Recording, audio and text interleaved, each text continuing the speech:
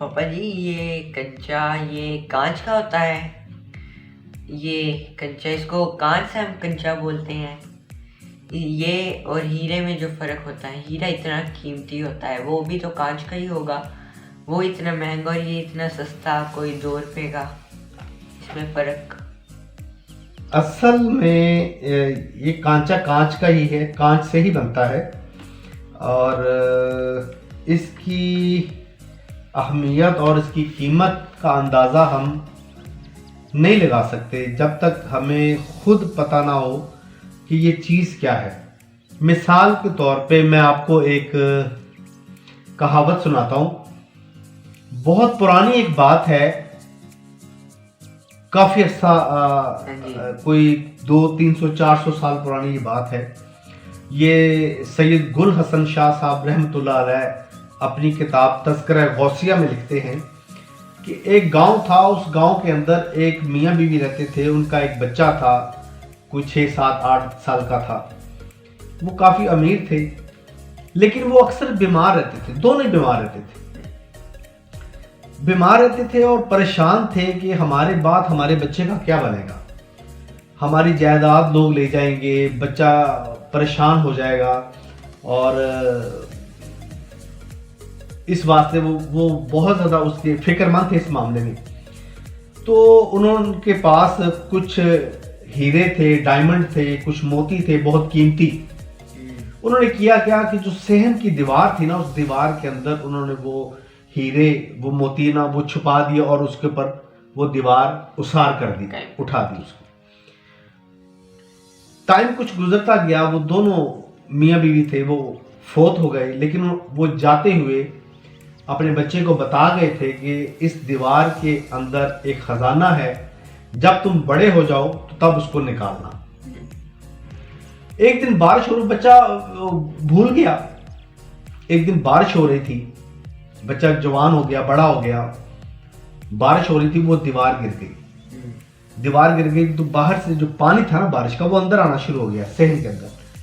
तो वो उसने सोचा कि अगर मैंने इसको नहीं रोका तो पानी सारा अंदर आ जाएगा, तो बड़ा मुश्किल मसला हो जाएगा मेरे लिए। उसने दीवार को उसारना शुरू किया, उसको ठीक करना शुरू किया। तो जब वो ठीक कर रहा था तो उस नीचे से वो हीरे निकल आए। उसने निकाले, उसने देखा कि ये मोती बहुत अच्छे हैं, खूबसूरत हैं, लेकिन उसकी वो कदर कीमत नहीं जानता था।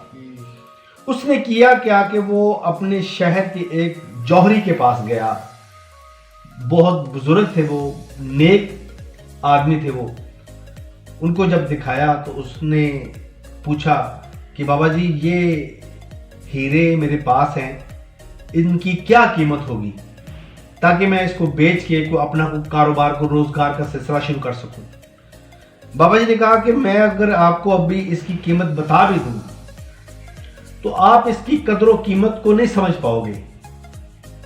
अगर तुम जानना चाहते हो तो इसके लिए आपको मेरे पास 3 साल काम करना पड़ेगा, मेरे पास रहना पड़ेगा, मेरी खिदमत करनी पड़ेगी।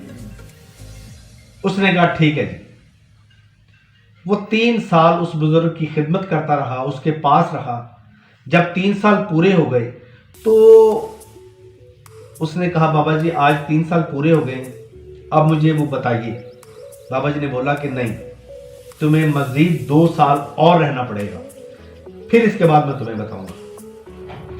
और जब फिर अगले 2 साल कंप्लीट हुए तो उस बच्चे ने बुजुर्ग से कहा कि बाबा जी, अब मुझे बताइए कि इसकी परख और पहचान क्या है, इसकी अहमियत क्या है, इसकी कीमत क्या है।